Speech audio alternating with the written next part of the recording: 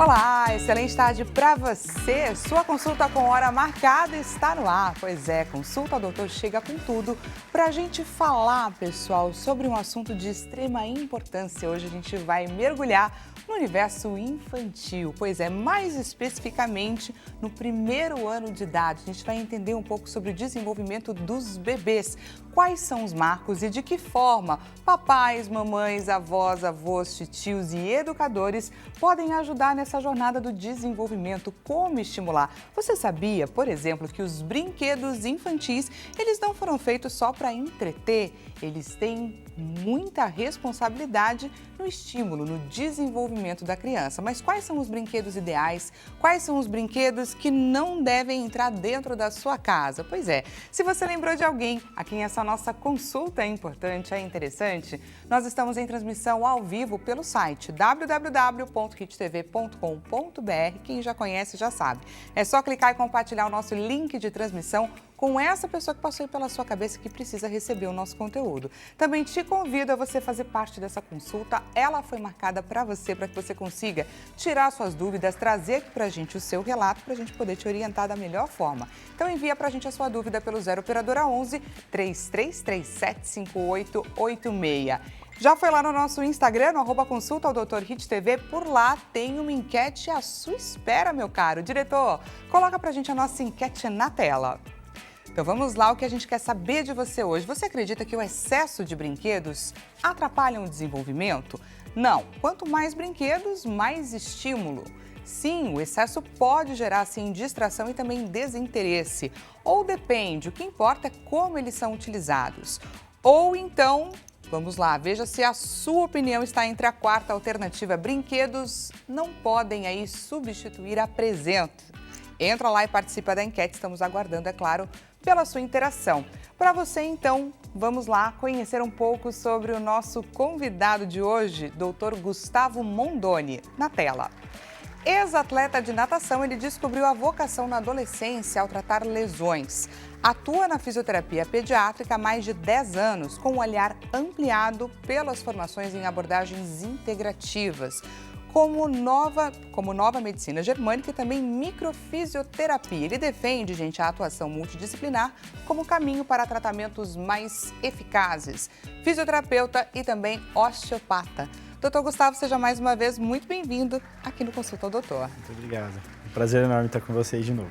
Queria que você contasse um pouco para a gente como que funciona a sua abordagem, porque a gente leu ali diversas classificações que muitas pessoas, assim como eu, não entenderam. Então explica para a gente por onde que caminha a sua atuação. Bom, eu atendo hoje tanto adultos quanto bebezinhos e crianças, né? Hoje, 70% dos meus pacientes são pediátricos e a maioria estão nesse range de 1 aninho de vida no máximo, tá? A maioria chega para nós aí com 2, 3, 4, 5 meses, apresentando principalmente sintomas de atraso de desenvolvimento, torcicolos congênitos, assimetrias cranianas, cólicas, disquesias, refluxos. Esses são os principais sintomas que a gente acaba atendendo, né, dentro da prática clínica lá. Nós já atendemos aí, estamos chegando a 2.000 bebês atendidos, né, na clínica, e essa é a nossa principal abordagem.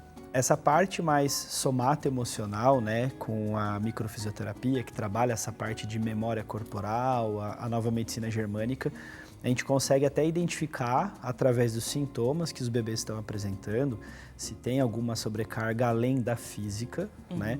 Mas geralmente isso está muito atrelado à parte ambiental da criança. Então, isso é cada vez mais estudado, mais discutido, né? Como é que o ambiente estressor ele acaba gerando repercussões na saúde e até chegando a um ponto de acabar apresentando algum sintoma físico no bebê, tá? Dentro desses dos quais a gente comentou, né? Principalmente aí na parte mais gastrointestinal especificamente. A parte de torcicolos, de assimetrias cranianas, já existe um fator mecânico associado. Então isso é muito mais difícil de estar ligado, claro. A gente pega, por exemplo, alguns casos de bebezinhos que os pais, sem ter conhecimento e tal, acabam tentando tratar em casa, e aí você tem um medo associado ao sintoma físico. Então, hoje, por exemplo, um bebê com um pouco de atraso motor e tal, eu passei uns 15, 20 minutos da consulta, só dessensibilizando a cervical dele para que a gente conseguisse trabalhar a parte motora dele. Então, a parte inicial, como tem que ser, na minha opinião, com os profissionais da área da saúde no geral, ela vem muito mais do ouvir os pais, principalmente, tá? Entender como é que foi a história de gestação, até da própria fecundação, né? Se foi uma gestação planejada, se não foi, tudo isso acaba gerando um possível estresse ou não dentro dessa história breve do bebezinho aí até ele chegar ao nascimento. Como é que foi a gestação, se foi um parto planejado ou não também, se a mamãe queria um parto normal e acabou dando certo, ou se ela queria um parto normal e não deu certo, né? Se existia algum sintoma associado da mamãe, como por exemplo uma pré-eclâmpsia, um aumento de pressão, uma diabetes gestacional ou um parto de risco, tudo isso a gente acaba tendo como pré-disponibilidade para o bebê apresentar um ou mais sintomas após o nascimento dele. Então a gente acaba trabalhando isso tanto de forma preventiva, a gente atende cada vez mais bebês que os pais trazem para nós avaliarmos e ver se existe alguma alteração, quanto também para tratar esses sintomas já instalados. E quando a gente fala sobre alterações, aí a gente está falando sobre esse processo do desenvolvimento que a gente tem aí nomes, né? Que são os marcos de evolução, que fazem parte da historinha daquela criança, que é por onde a gente consegue medir entre expectativa e realidade, não é? Explica pra gente um pouquinho melhor. Exatamente. Os marcos do desenvolvimento. Nós temos o que a gente chama no meio científico, né, de ensaios clínicos, estudos clínicos e principalmente os grandes estudos científicos que os bebês eles são acompanhados durante um tempo e uma quantidade muito grande de bebês. Né? A gente chama de um N muito grande, né? Um número de bebês avaliados e acompanhados durante um certo tempo. E nós utilizamos, você tem as principais escalas de desenvolvimento infantil, são as que nós utilizamos, por exemplo, a escala de Alberta, que ela avaliou muitos e muitos bebês, e dentro disso vai saindo ali a escala de classificação do que o bebê ele precisa estar realizando como marco motor para cada idade que ele apresenta. E é disso que nós vamos falar aqui hoje, é isso que a gente acaba avaliando. Quando que as luzinhas elas acabam tendo que se acender, que os papais e as mamães precisam se atentar? Quando esse bebê ele não consegue realizar algum movimento que já era esperado para a idade na qual ele se encontra, ou quando ele está muito próximo daquele limite de idade e os pais já começam a perceber que ele não vai conseguir realizar porque ele está muito longe de fazer aquele tipo de marco do desenvolvimento. Tá? Então, dentro da evolução motora do bebê, a gente vai tendo outras evoluções ao mesmo tempo. Aí o desenvolvimento do bebê ele acontece de crânio para baixo, como a gente já falou aqui. Então fica muito mais fácil a gente lembrar por quê. Qual região o bebê ele tem controle quando ele nasce? É boca, certo? Que é a partir dali que ele tem o reflexo de sucção ali, que é um reflexo no começo mesmo, tá? Não é voluntário e gravem isso. Sempre que existe um reflexo, são movimentos involuntários e não movimentos voluntários. E aí isso é meio polêmico, porque os pais, eu sou pai de duas também, a gente fica, ai que bonitinho, ele sorriu para mim. Antes do terceiro e quarto mês, não é um sorriso, ele é um reflexo. Certo? Quando o bebê ele começa a gargalhar e começa de forma espontânea a sorrir, aí sim nós vamos considerar isso como um sorriso propriamente dito. E aí entram vários reflexos. O reflexo de Moro, que é aquele que o bebê se assusta, tá? Junto desse reflexo é muito comum vir o choro, ele faz parte desse reflexo de Moro, tá? E é nesse reflexo que o bebê ele encontra os limites do útero da mamãe. Por isso que quando o bebê ele tem esse reflexo, ele chora, ele se sente um tanto quanto inseguro. Então, o acolhimento, o contato físico ajuda bastante nessa parte. Ele perdeu aquele momento em que aquele espacinho que era bem menor. Exatamente. E o curioso é que se a gente não tem nada comprovado, mas clinicamente nós observamos que partos mais difíceis, gestações mais difíceis, esses reflexos, principalmente de estiramento, eles estão mais exacerbados. Então, são bebês que são mais sensíveis ao toque, que eles têm dificuldade de movimentar o pescocinho para um lado ou para o outro. Eles têm um pouco mais de restrição para conseguir fazer os marcos motores iniciais. Então, inicialmente, esse bebê ele vai começar com controle mais da boquinha, certo? Ele não enxerga direito ainda, então ele não vai acompanhar com os olhos ainda, isso começa mais para frente, tá? Ele vai ter de pescoço, ele só vai no máximo conseguir tirar a cabeça da superfície e voltar, né? Ele não vai conseguir manter esse pescoço por muito tempo, e esse movimento ele serve mais para proteger o bebê de um engasgo, de um sufocamento, mas já são estímulos que a gente começa a poder dar desde o bebê recém-nascido. E olha quanto é bacana, gente.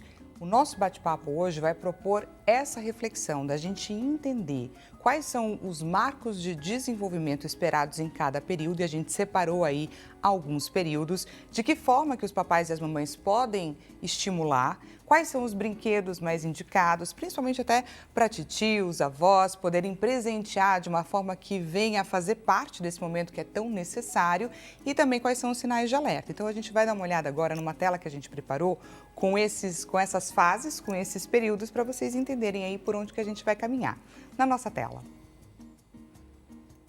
Então a gente vai entender, gente, nesse primeiro momento, o que é esperado de 0 a 3 meses. Você me começou a falar que a gente tem essa interação, né? Que os bebês eles tentam levantar a cabecinha. Conta um pouquinho mais, aprofunda pra gente. Bom, no começo de vida do bebê, esse bebê ele vai ter, como a gente comentou, o controle mais da boca, Tá. que é o primeiro contato com a parte externa, que é esse contato do bebê com o seio da mamãe na hora da amamentação, tá?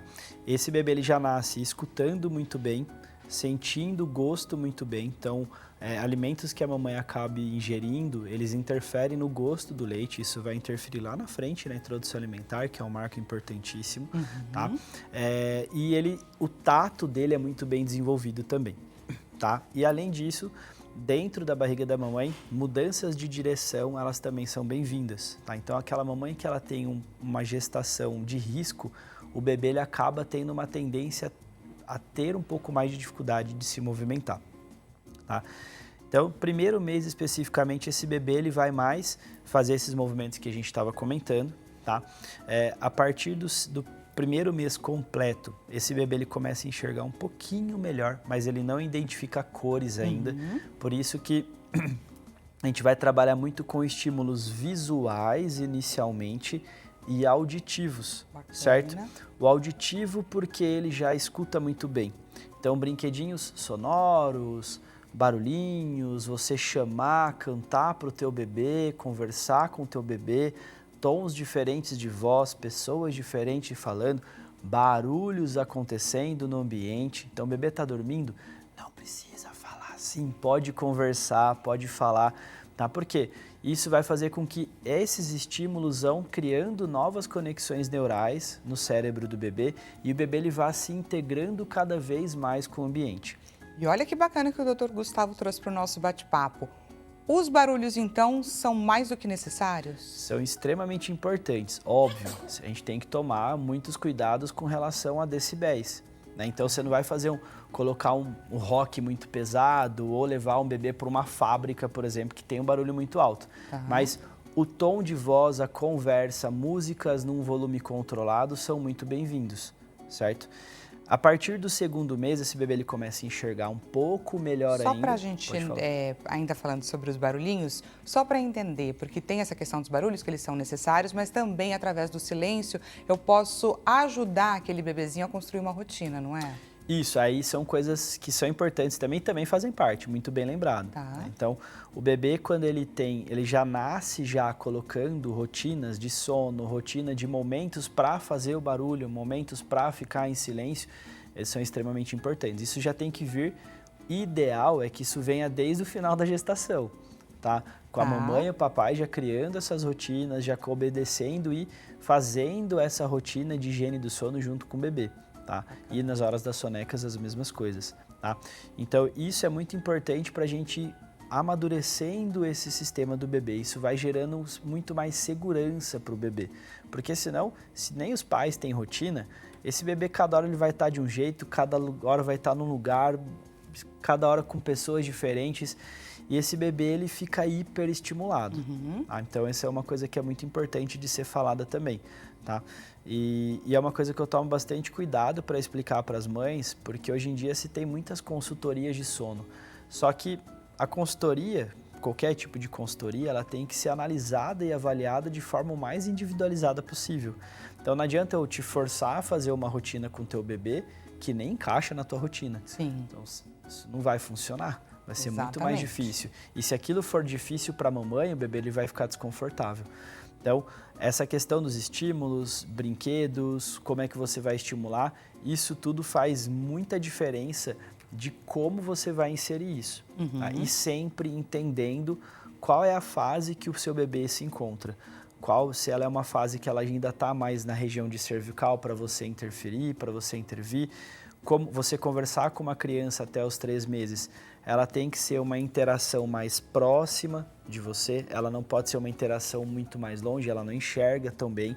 Então, quanto mais próximo você tiver, melhor, certo? Isso interfere bastante também na interação do bebê.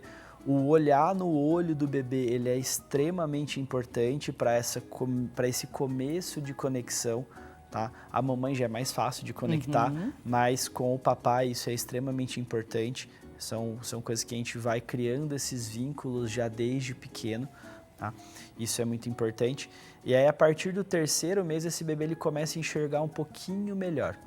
Tá. E começa a identificar um pouquinho essas questões das cores. E quando esse bebê ele é colocado na posição que a gente chama de bruços, né, o tummy time, né, esse bebê ele já vai começar a erguer esse pescocinho e sustentar um pouquinho mais essa cabeça. Então, se o bebê ele chega perto do 3º mês, ele não consegue sustentar a cabeça, ele não sustenta o pescocinho elevado, tá? Não tem problema segurar os bracinhos do bebê mais centralizado. Pode segurar sem problema algum. Mas se mesmo assim esse bebê ainda fica caindo a cabeça, ele não consegue elevar e manter por alguns segundos, é a primeira luzinha de alerta que deve ser olhada. Ou se esse bebê, ele mesmo erguendo, mesmo conseguindo ser posicionado em diferentes posições, ele fica sempre com a cabecinha para o mesmo lado, inclinadinha para o mesmo lado. Tá? Porque aí a gente já tem uma barreira motora, já tem uma barreira de alteração de mobilidade de cervical, o que vai interferir ali para frente na parte motora dele em vários outros marcos. E nessa idade também, a partir do 15º, 20º dia ali, já podem aparecer os sintomas como as cólicas, as disquesias, que é a dificuldade de fazer o pum ou o cocôzinho do bebê, e a parte de refluxo gastroesofágico também. Então, se o bebê ele chora para regurgitar, é importante ser investigado com o gastropediatra, tá? E se esse bebê ele fica se espremendo, que é o normal, mas ele chora ao se espremer, ao fazer força, ele chora, chega a chorar, é importante investigar também essas questões das dorzinhas de barriga do bebê, porque isso é uma coisa que também pode impedir na possibilidade desse bebê ser estimulado. E a gente precisa estimular esse bebê.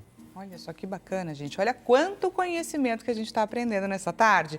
Vou trazer aqui para vocês, gente, perguntinha da nossa audiência, da Roberta Santos, aqui de São Paulo. Roberta, seja muito bem-vinda à sua consulta. Boa tarde a todos. Queria saber sobre os ruídos. Existem vários, certo? Já ouvi falar do ruído branco, do marrom e quanto isso ajuda os bebês? O ruído, ele vai imitar o barulho que o bebê ouvia dentro da barriga da mamãe, certo? Na nossa época não tinha celular, né? Então era o famoso shhh que as mamães faziam enquanto estavam ninando seus bebês ou as vovós faziam. Funciona, tá? Funciona porque é um ruído que vai lembrar esse bebê de ruídos que acabavam acontecendo. E isso na hora de acalmar o bebê, na hora de fazer o bebê ninar, na hora de acolher o bebê quando ele está com algum tipo de dor, algum tipo de incômodo, é muito, muito bem-vindo. E eu gosto muito, quando eu estou atendendo o bebê está irritado, ele está um pouco mais nervoso, eu gosto muito de mesclar isso com outros estímulos. Então, balançar o bebê de forma rítmica, certo? Em diferentes amplitudes e perceber como o bebê ele se acalma melhor. Então, superior, inferior, látero, lateral, rotação, sempre de uma forma bem suave e quanto mais rítmico for, melhor também, tá? Porque vai se assemelhar o máximo possível com os movimentos que eram realizados na barriga da mamãe. Então, funciona assim. Que bacana, hein, gente? Muitíssimo obrigada, viu, Roberta Santos, pela sua dúvida, por participar e enriquecer aqui o nosso bate-papo. Você estava falando sobre os sinais de alerta que os papais e as mamães devem ficar atentos. O quanto antes eu intervir, quanto antes eu for buscar ajuda, melhor, não é? Sem sombra de dúvidas. O nosso sonho, na verdade, é que o Brasil ele focasse na medicina preventiva e no tratamento preventivo, como é feito em alguns países europeus, principalmente. Tá? O Brasil ele se assemelha muito mais ao modelo de saúde americano, né, de remediar. Então, a gente espera o sintoma aparecer para depois nós intervirmos, certo? Sim. Esse modelo de cuidados de saúde ele é muito mais caro, porque você geralmente já pega, no caso do bebê, você já vai pegar e avaliar esse bebê com muito mais alterações instaladas e é mais difícil de resolver. Então, qualquer sintoma, tanto em nós quanto nos bebês, quanto mais novo esse bebê for, mais fácil de identificar e mais fácil de tratar. Então, você vai precisar de menos sessões, de uma forma mais tranquila para os papais conseguirem fazer o acompanhamento em casa. Então, tudo isso interfere muito na evolução clínica, na evolução dos quadros clínicos dos bebezinhos. Então, eu brinco que, mas como é que eu sei se eu tenho que levar, né, para um osteopata avaliar? Que eu não estou exagerando. E que eu não estou exagerando. Eu brinco que nunca existe um excesso de zelo. Tá? Então, se a mãe está preocupada com alguma coisa, alguma luzinha de alerta já deixou a mamãe preocupada, essa simples preocupação já vai interferir na questão ambiental. Então, vale a pena levar. Na pior das hipóteses, não vai ser nada. Entendeu? Isso é muito comum de acontecer. É muito comum os pais chegarem, estou preocupada que ele está com assimetria, que ele está com torcicolo. Se não for nada, não é nada. Né? Ninguém vai inventar alguma coisa que não existe ali. A gente vai avaliar, fazer os testes clínicos, fazer as avaliações que os pais olham e veem a gente fazendo, quantificando, qualificando. Tem os protocolos para isso e a gente vai jogar sempre as claras. O profissional da área da saúde, ele sempre vai jogar as claras com os pais e trazer, isso aqui precisa disso, isso aqui não precisa de nada de intervenção, é só manter a atenção com isso, isso e isso. E para nós, da área da saúde, principalmente na pediatria, é fundamental avaliar, o tratar e o dar continuidade nesse tratamento. Tá? Os pais, eles são um vetor importantíssimo quando existe alguma forma de uma necessidade de intervenção. Então, a gente ensina os pais a fazerem o que dá para ser feito em casa, ensina os pais como estimularem os seus bebês, porque isso é fundamental. O bebê não vem com um manual de instrução. Né? Exatamente. Cada bebê é único, né? Por mais que a gente esteja aqui também falando sobre marcos, sobre determinadas questões, é muito dessa relação. E se a gente tem uma orientação certa, deixa até os pais mais confortáveis, mais tranquilos, para que eles consigam, de fato, estimular. E por falar em estimular, quais são, então, os brinquedos que a gente pode ofertar nessa fase? Nessa fase, a gente vai acabar utilizando muitos brinquedos, aqueles famosos livrinhos em preto e branco. Se você não consegue comprar, você consegue imprimir na tua casa, por exemplo, as imagens e você consegue você mesmo montar esses livrinhos, tá? Plastificá-los e tal. Tem muitos livrinhos que você consegue até levar para o banho. Você vai perceber que o bebê ele consegue olhar, ele começa a perceber essas nuances e diferenças de cores. Tá? Então, geralmente esses livrinhos em preto e branco, geralmente os próprios livrinhos já fazem o barulhinho nas folhas dele, que são mais plastificadas. Tá? É uma alternativa muito legal. Brinquedinhos com luz que pisca as luzinhas, esse estímulo. Porque também vai fazer o estímulo do visual. E os brinquedinhos, os chocalhos, ajudam bastante também. Então, nessa idade, os chocalhozinhos, eles são muito bem-vindos também, porque o bebê ele já vai começar a integrar a audição com a parte da visão, o começo dessa integração.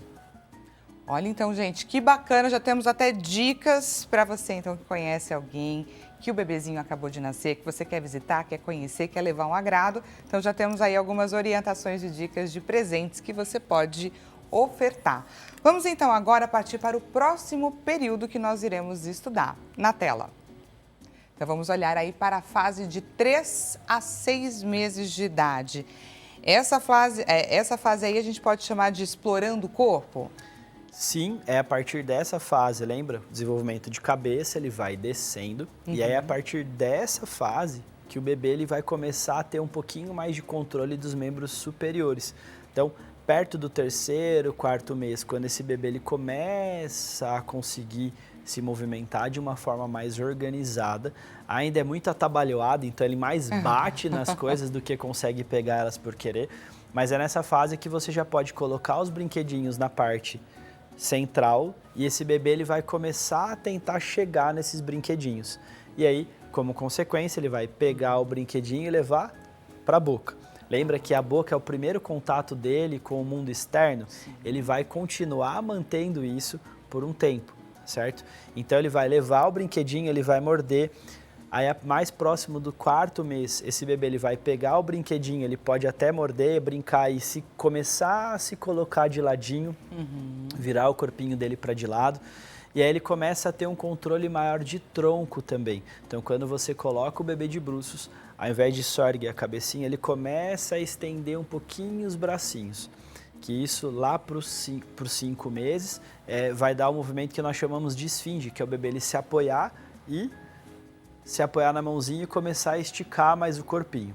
Isso vai começar a preceder o movimento de sentar com apoio, que chega perto do 6º mês.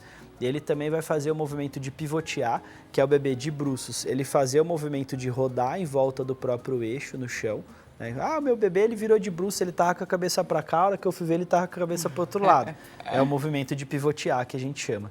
E os movimentos de rolar de barriga para cima para de barriga para baixo e vice-versa, de barriga para baixo para de barriga para cima, também são esperados nesse momento. E por isso que é importante a gente incentivar o tummy time lá atrás. Exatamente. Logo nos primeiros meses. Aí eu te pergunto, a partir de quando que eu posso estimular?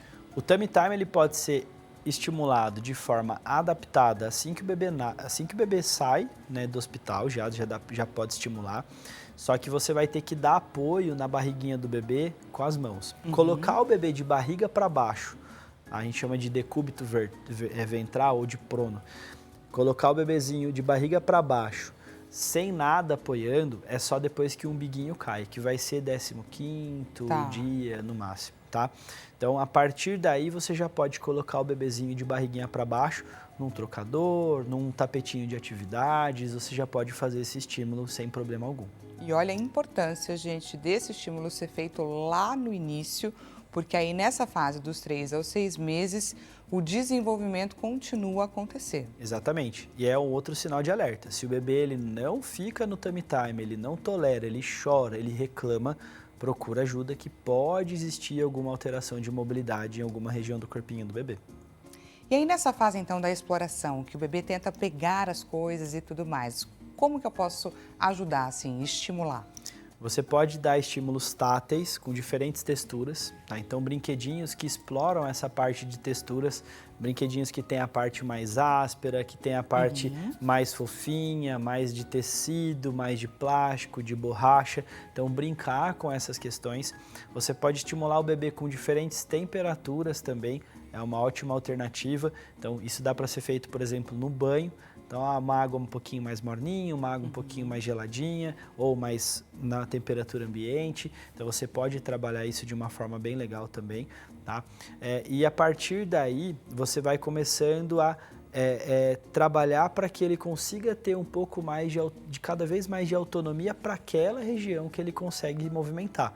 Então, quando ele começa a virar e pivotear, por exemplo, você pode colocar um brinquedinho na frente dele para ele mesmo sozinho tentar pegar e levar a boca. Tá? É importante, não tira a mão da boca do bebê. Ai, muitos papais e mamães costumam fazer isso. Não tira, tá? Porque é uma forma dele explorar o ambiente. Não tira o brinquedinho da boca do bebê, certo? Porque o bebê ele precisa desse contato inicial para ele ir ganhando segurança.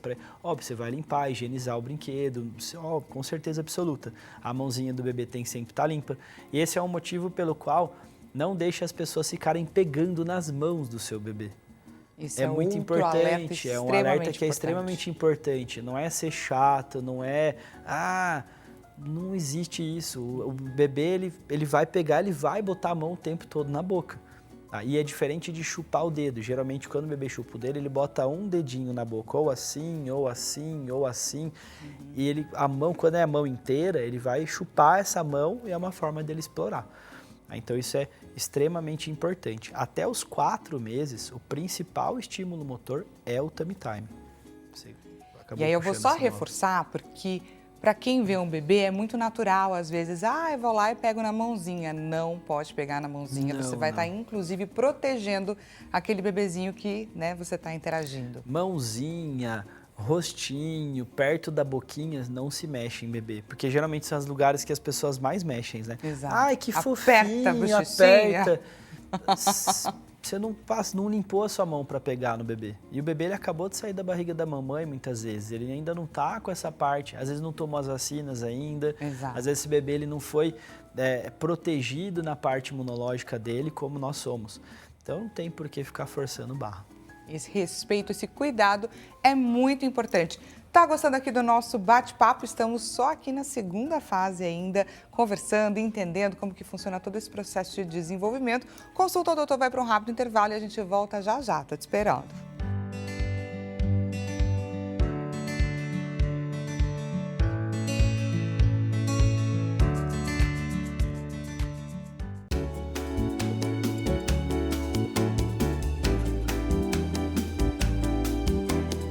Seja bem-vindo mais uma vez. Consulta ao Doutor está de volta. Caso você tenha acabado de chegar, o nosso bate-papo hoje, pessoal, é sobre os marcos do desenvolvimento do bebê. Estamos aqui passando por diversas fases nesse 1 ano em que o bebê completa. E aí a gente está tentando entender quais são as expectativas, né? Quais são os grandes marcos a serem esperados, qual é a fase que o bebê começa a enxergar de fato, interagir, pegar as coisinhas com as mãos, quando que ele deve começar a sentar, a engatinhar, a levantar, enfim, e de que forma nós adultos, papais, mamães, titios, avós, educadores podem ajudar e estimular cada bebê nesse processo. Estamos falando a respeito também do poder dos brinquedos, que vão muito além aí de simplesmente entreter um bebezinho. Eles servem, é claro, para ajudar a estimular, a desenvolver aquela criança, combinado? Se você lembrou de alguém a quem essa nossa consulta é importante e interessante, estamos em transmissão ao vivo pelo site www.hittv.com.br. Esse é o endereço que você vai compartilhar com quem precisa saber sobre essa nossa consulta. Também te convido, é claro, a você participar. Traz pra gente a sua dúvida, o seu relato pelo 0 operadora 11 33375886, encaminha pra gente o seu WhatsApp, que a gente vai ter o maior prazer de trazer a sua dúvida aqui para o nosso bate-papo. E temos a nossa clássica enquete acontecendo neste exato momento lá no Instagram, @consulta ao Dr. Hit TV. Esse é o endereço, esse é o nosso perfil e por lá tem uma enquete que espera por você. Então vamos dar uma olhada nessa enquete na nossa tela. Então vamos lá, você acredita que o excesso de brinquedos atrapalham aí no desenvolvimento? Não, quanto mais brinquedos, mais estímulo. Sim, o excesso pode gerar uma distração e também até o desinteresse da criança. Ou, na sua opinião, depende, o que importa é como eles são de fato utilizados. Ou então, veja se esta alternativa te representa, brinquedos não podem substituir a presença. Clica lá na alternativa que você acha que é a mais importante para a gente, é claro, tentar entender um pouco sobre o que pode acontecer, aonde pode levar o excesso dos brinquedos. Para quem chegou agora, o bate-papo está acontecendo com o Dr. Gustavo Mondoni, ele é fisioterapeuta e também osteopata. Mais uma vez, seja bem-vindo aqui no Consulta ao Doutor. Muito obrigado. Antes da gente iniciar a parte B aqui do nosso bate-papo, eu gostaria de trazer aqui, pessoal, um tema que é o seguinte: muitas vezes a gente está acostumado a ver diversas notícias e a gente não sabe até que ponto elas interferem, elas nos dizem respeito. E aí, olha só, muito tem se falado sobre a inteligência artificial. Ela tem sido desenvolvida, a gente tem tentado adaptar, muitas pessoas têm torcido o nariz, outras têm visto o desenvolvimento da inteligência artificial com uma certa positividade, mas a grande questão é que cada um de nós, do seu jeito, tem tentado absorver e inserir as ferramentas no dia a dia. Isso daí é um fato. E aí a gente viu uma notícia essa semana que eu tenho certeza que pode ter passado aí pela sua vista, que diz o seguinte, que muitas pessoas estão utilizando o ChatGPT como terapeutas. E mais, existe um estudo que analisou aí o feedback de 800 pessoas que se aventuraram nesse processo e chegaram à conclusão que essa ferramenta, que o ChatGPT, tem sido inclusive mais empática, mais sensível e mais assertiva que uma sessão de terapia comum. E aí então, com esses dados bastante provocativos, a gente entendeu a necessidade de analisar melhor essa notícia, de entender melhor por onde ela caminha. Então, a gente vai trazer o nosso quadro Consulta, o nosso quadro Visão do Doutor, e a gente vai ouvir a percepção da psicóloga. Ela é psicóloga Karen Nascimento e ela vai compartilhar com a gente a sua visão a respeito dessa notícia. Vamos conferir.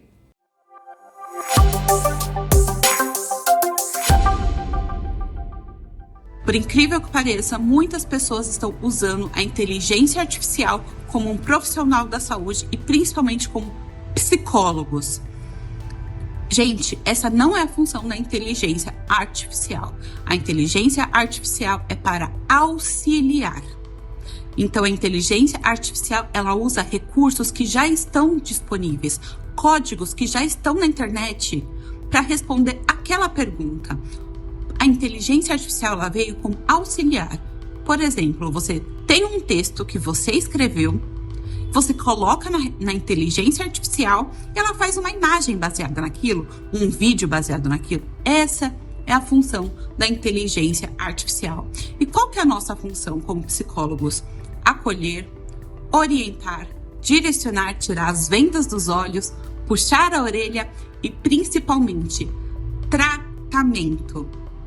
Um tratamento adequado. Hoje muitas pessoas já estão fazendo tratamento para dependência tecnológica. Vocês podem imaginar o futuro da nossa população se todo mundo se consultar com a inteligência artificial? Eu tenho certeza que novos transtornos vão se desenvolver a partir disso. Então a gente não pode ser omisso com isso. A inteligência artificial é um recurso.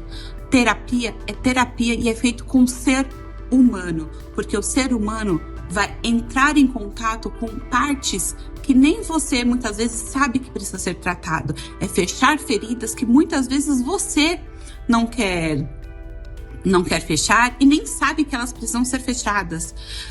A terapia, ela conversa com os pais, com a escola, com quem for necessário da nossa rede de apoio para o paciente ter uma melhor evolução. Então, a inteligência artificial não vai fazer isso. Por quê? Porque ela está limitada às informações que já estão disponíveis. O psicólogo não, ele vai muito além daquilo. Você pode falar uma coisinha pequenininha e dessa coisinha pequenininha a gente transforma numa coisa muito grande. Que muitas vezes é por esses caminhos que a gente acha que a gente faz o nosso paciente ter evolução.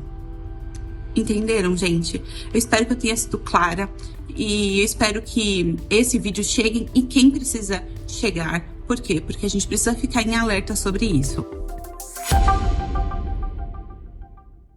Muito obrigada, viu, Karen, pelo seu olhar aqui no Visão do Doutor. E aí eu queria aproveitar, abrir um parênteses no nosso bate-papo para saber. Eu imagino que você tenha passado por essas notícias e queria também a sua visão. Eu testei. Tá. Eu fiquei sabendo também, eu fui testar.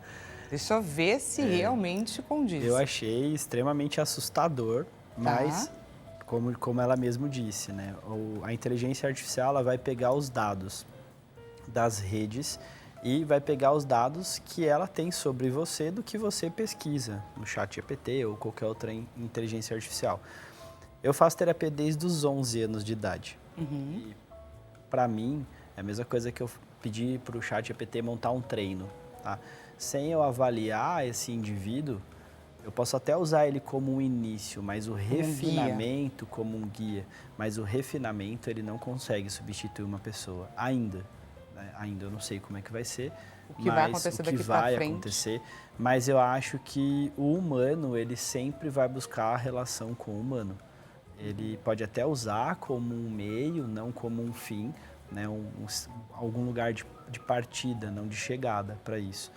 Eu não consigo olhar com maus olhos. Eu acho que, como toda tecnologia, a gente tem esse frisson de começo, mas depois a gente vai trabalhar isso. E como ela disse também, eu acho que essa interlocução e o feeling, o ChatGPT ou qualquer outra inteligência artificial não vai ter.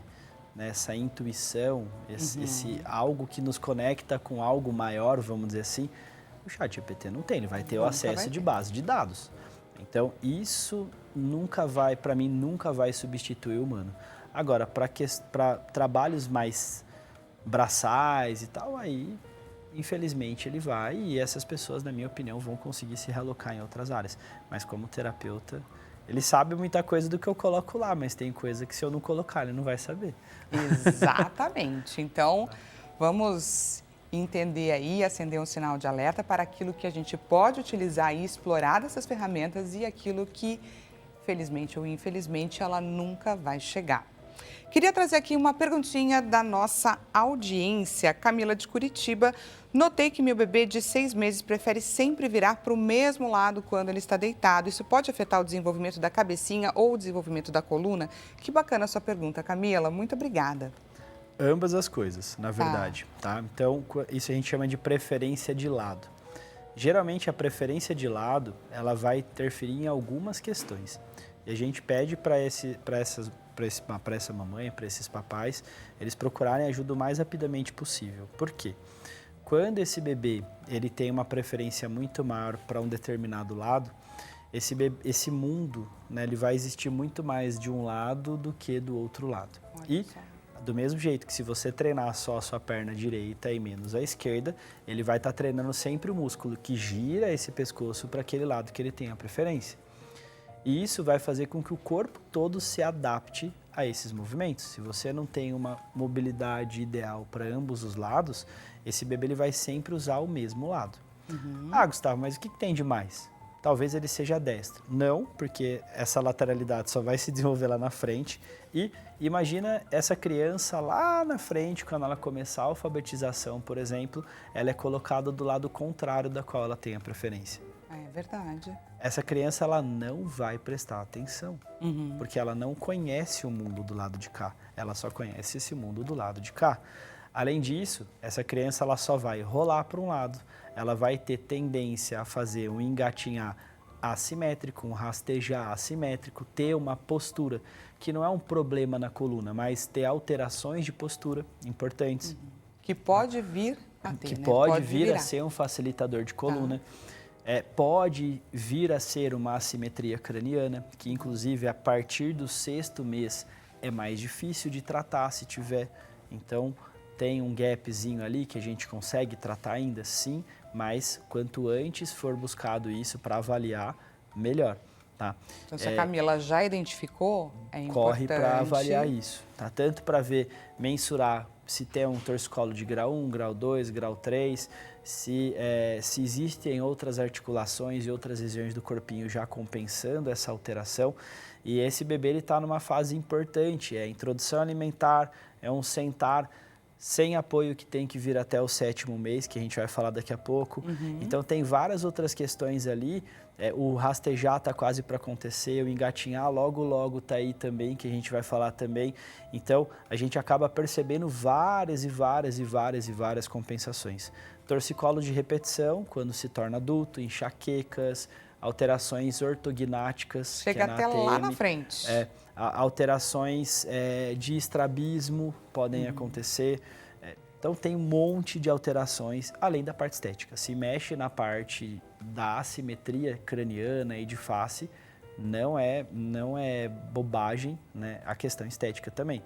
Ah, isso aí depois o cabelo cobre, tá? E se for um menino e cai o cabelo, como é que faz? Tá? E hoje, inclusive, eu vi uma dissecação de um crânio de um adulto já com assimetria. Toda a base do crânio ela se torce, tá? E é onde passam vasos, nervos para ir para o cérebro, para vascularizar o cérebro, para fazer retorno venoso. É muito mais do que só uma questão estética, não é só um mero detalhe. Tá? E não volta sozinho. Ah, isso aí volta. Não volta. Se você não estimular, não volta sozinho. E o estímulo precisa ser um estímulo certo. Tanto é que com 6 meses, nesse caso, ainda não voltou. Então fica aí a orientação do doutor, vá buscar ajuda, viu, Camila? Muito obrigada por compartilhar com a gente aí o seu relato. Quais são, então, os presentes, os brinquedos que a gente deve, é claro, utilizar para estimular nesse período que a gente estava falando, de 3 a 6 meses? Boa. Nessa fase, como o bebê já começa a pegar, brinquedinhos que ele consiga pegar, que tenha pega. Então, bolinhas que ele consiga pegar, que tenha chocalhinho e que ele consiga morder, que seja fácil dele morder também. Nessa época, os mordedores são muito bem-vindos. Gustavo, mas já está nascendo o dente? Não, o dente é mais próximo do 6º mês, mas é a mesma dinâmica, tá? Brinquedinhos que se movimentem, então... tem várias opções aí de caranguejo, patinho, tem um monte de opções de brinquedinhos que eles se movimentam andando de um lado para o outro, para esse bebê de bruços, ele olhar para um lado, olhar para o outro, ele conseguir tentar mexer e pegar o brinquedinho de um lado, mexer e pegar o brinquedinho do outro lado. Então, esses brinquedos que são um pouco mais dinâmicos, eles ajudam bastante, tá? Além disso também, a partir dos 5 meses de idade, esse bebê ele já pode ser colocado sentadinho com apoio, tá? Então, é importante mesinhas de atividade, que tenham lugarzinhos para que faça barulhinho, que dê para apertar, que toque musiquinhas, que esse bebê ele comece a fortalecer essa musculatura de tronco, porque com 6 meses ele precisa estar sentando com apoio para que ele comece a introdução alimentar dele. Então, dá para fazer. Essas são as orientações. Olha que bacana. Aos 6 meses, o bebezinho precisa estar sentando para que ele consiga, então, iniciar esse período de introdução alimentar. Agora, doutora, a gente tem que falar sobre 6 a 9 meses, 9 e 12 meses, o completar de um ano. Temos um tempo aí, infelizmente, muito corrido, mas esses 2 períodos são períodos bastante importantes. Sem dúvidas. Onde diversas questões aí acontecem. Então, eu vou pedir para você trazer para a gente meio que já esses 2 juntos. Boa. Na medida do possível. Os principais marcos motores são até os 6 meses, tá? Depois dos 6 até os 9, vai vir... Perto do 7º, 8º mês, vai vir o rastejar, que é o rastejar como soldadinho, tá? E geralmente a partir dos 9 meses, perto dos 9 meses, é quando começa o engatinhar, certo? Aí logo depois, 10, 11 meses, vem o começar a ficar em pé e se colocar sozinho. Ele pode vir junto com o engatinhar, tá? Mas aí de preferência isso vai acontecer num berço, alguma coisa do tipo, deixa o bebê com espaço para se movimentar, que o engatinhar sai. Tá? Importante olhar se sai de forma assimétrica ou não. Se não sair, importante buscar ajuda. Também é outra luzinha de alerta. E aí o bebê começa a se colocar em pé, ele vai começar a fazer a marcha lateral perto dos 11 meses aproximadamente, e próximo de um ano esse bebê vai estar engatinhando. É sempre importante falar que é próximo de um ano. Para acalmar os papais e mamães que estão nos assistindo. Exato. O andar, pela escala de desenvolvimento de Alberta, ele vai ser aceito até 1 ano e 4 meses, tá? Então, isso é muito importante salientar, porque geralmente os pais querem que no aniversário de 1 ano o bebê já esteja andando. A minha filha não estava andando no aniversário de 1 ano. Ela andou com 1 ano e 1 semana. Tá? Só para, né, provar que Exato. Tem que esperar o tempo dela. E ela foi estimulada de forma magnífica, né? Então, isso é muito importante. E o último adendo todos esses marcos, eles têm que ser feitos com a idade corrigida. Isso é muito importante. O que é a idade corrigida? É a idade que o bebê ele deveria acrescentar para chegar nos 40 meses, caso ele tenha nascido antes. Olha, que das bacana 40 semanas, essa conta. tá? Então, vamos supor que o meu bebê nasceu de 36 semanas. Se ele está com 12 meses cronológicos, ele está fazendo 1 aninho, na verdade, na idade corrigida, você vai tirar essas 4 semanas que faltaram para ele chegar num ano. Então, na verdade, esse bebê ele ainda não está pronto para andar. As pessoas esquecem de fazer. Gustavo, até quanto tempo se faz a idade corrigida? Eu gosto de fazer a idade corrigida para bebês principalmente de 38 semanas para baixo. Tá? 39 semanas, tal. A minha, coincidentemente, ela nasceu de 39, ela andou com 1 ano e 1 semana. Olha, então, como certinho. É muito comum isso acontecer. Então, na teoria, ela não atrasou, nem estava atrasada, porque até 1 ano e 4. Mas isso é muito comum acontecer. Às vezes as mamães ficam na paura ali. Outra coisa importante é não compare o seu bebê com outros bebês. Sim, isso é muito importante. Vocês têm a história de vocês. Tá? Então, mais vale para mim um bebê que anda com 1 ano e 4 meses e ele faz os movimentos certinhos, harmônicos para a idade, do que um bebê que já está andando com 8 meses e anda todo torto e pulou em engatinhar. Tá? O pular e engatinhar é uma questão também. Qualquer fase que o bebê pule não é o ideal. Não é uma sangria desatada também, mas precisa-se de atenção. Tá? É outra luzinha de alerta também. Por isso que é importante saber a sequência dos marcos do desenvolvimento. Tá? Mas não é, acabou o mundo. Não, ele precisa experimentar esses marcos. Tá? Então, ele pulou engatinhar, em algum momento ele vai precisar fazer o engatinhar. Tá? Por quê? Porque esses marcos, eles ajudam na integração desses reflexos primitivos, desses movimentos involuntários. Então, se ele não experimenta, ele vai continuar até adulto com marcos. Olha, com reflexos importante. retidos. E tem diversas brincadeiras que a gente faz que Muitas. a gente precisa engatinhar. Exato. E se a gente pular essa fase, é como se em algum momento a gente tivesse que revisitar.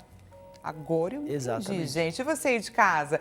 Vamos conferir juntos o resultado da nossa enquete? Resultado na tela.